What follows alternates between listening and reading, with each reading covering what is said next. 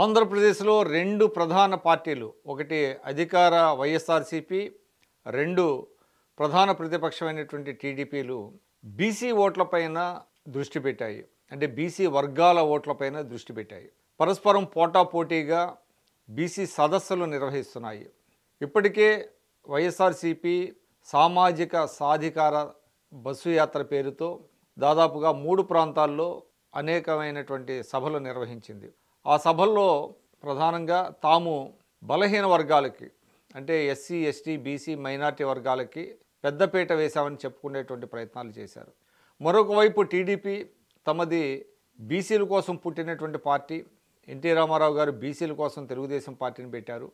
తెలుగుదేశం వచ్చిన తర్వాతనే బీసీలకు సముచితమైనటువంటి రాజకీయ ప్రాధాన్యం లభించింది అని వారు ప్రచారం చేసుకుంటున్నారు. ఈ నేపథ్యంలో బీసీల మొగ్గు ఏ పార్టీకి ఉంటుంది అనేది ఆంధ్రప్రదేశ్లో ఒక చర్చ సాగుతున్నది. నిజం చెప్పాలంటే తెలుగుదేశం పార్టీ వచ్చిన తర్వాత బీసీలకు రాజకీయ ప్రాధాన్యం లభించిన మాట వాస్తవం. ఎందుకంటే ఎన్టీ రామారావు గారు బీసీలకు ప్రప్రథమంగా, అంటే దేశంలో ఏ రాష్ట్రంలో చేయని విధంగా స్థానిక సంస్థల్లో 20% రిజర్వేషన్లు తీసుకొచ్చారు. స్థానిక సంస్థలో 20% రిజర్వేషన్లు పెట్టిన తర్వాతనే బీసీల్లో నాయకత్వం పెరిగింది. తర్వాత సబ్సిక్వెంట్గా, అంటే ఆ తర్వాత వచ్చినటువంటి ప్రభుత్వాలు ఆ బీసీ రిజర్వేషన్ల శాతాన్ని మరింతగా పెంచాయి. బీసీల నాయకత్వాన్ని కూడా తెలుగుదేశం పార్టీలో బాగా పెరిగింది. ఒకప్పుడు టాప్ లెవెల్లో ఎర్రమనాయుడు, అదేవిధంగా దేవేంద్ర గౌడ్, యనమల రామకృష్ణుడు, కళా వెంకట్రావు, అప్పుడు తమ్మినేని సీతారాం, ఇటువంటి నేతలందరూ కూడా బీసీ నేతలు ఒక వెలిగినటువంటి పరిస్థితి. అంటే ఆ పార్టీలో విధానాల రూపకల్పనలో వాళ్ళు చాలా కీలకమైనటువంటి పాత్ర పోషిస్తున్నారు. ఇప్పటికీ కూడా తెలుగుదేశంలో యనమల రామకృష్ణుడు, కళా వెంకట్రావు, ఇటువంటి నేతలు ఉన్నారు. మరోపక్క వైఎస్ఆర్సీపీని చూసినట్లయితే వైఎస్ఆర్సీపీ బీసీలకి పెద్దపీట వేశామని చెప్తున్నప్పటికీ విధాన నిర్ణయాల్లో, అంటే పార్టీ అధ్యక్షుడికి, ముఖ్యమంత్రికి అతి సన్నిహితంగా మెలిగేటువంటి నేతలు దాదాపుగా లేరని చెప్పాలి. ఎందుకంటే బీసీ నేతలు పార్టీ అధ్యక్షుడికి, ముఖ్యమంత్రికి దగ్గరగా ఉన్నప్పుడు ఆ నిర్ణయాలను ప్రభావితం చేసేటువంటి అవకాశం ఎక్కువ ఉంటుంది.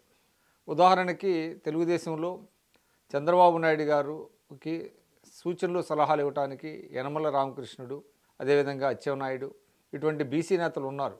వారు పార్టీకి కొంత డైరెక్షన్ ఇస్తారు. తమ వర్గాలకు అన్యాయం జరుగుతుంటే వాటిని సరిచేయడానికి ప్రయత్నాలు చేస్తూ ఉంటారు. కానీ వైఎస్ఆర్సీపీలో ప్రభుత్వ పరంగా బీసీలకు ఎక్కువ మంది బీసీలకు మంత్రి పదవులు ఇచ్చామని, అదేవిధంగా కార్పొరేషన్లు పెట్టామని చెప్తున్నప్పటికీ కూడా అధ్యక్షుడికి సమీపంలో, అధ్యక్షుడితో పాటు వెంట ఉండి ఆయనకు దిశానిర్దేశం చేసేటువంటి నేతలు బీసీలో లేరు. ఆ మాటకు వస్తే ఎస్సీ నేతలు లేరు, మైనార్టీ నేతలు కూడా లేరు. ఎందుకంటే ఆ కోర్ కమిటీలో ఎక్కువగా ఉన్నది అగ్రనేతలే, అగ్ర కులాస్తులే ఉన్నారు. కింది స్థాయిలో మాత్రమే బీసీలు, ఎస్సీలు, ఎస్టీలు ఉంటున్నారు. అందువల్ల ఈ సామాజిక సమీకరణాల దృష్టిలో మరి బీసీల మొగ్గు ఏ విధంగా ఉంటుంది అనేటువంటిది చూడాలి. ముఖ్యంగా ఆర్ కృష్ణయ్యకు, ఆయన తెలంగాణ వాడైనప్పటికీ కూడా జాతీయ బీసీ సంక్షేమ సంఘం అధ్యక్షుడిగా ఉన్నారు కనుక బీసీల మద్దతు తమకు వస్తుందనేటువంటి భావనతో జగన్మోహన్ రెడ్డి గారు ఆయన్ని రాజ్యసభకు పంపారు.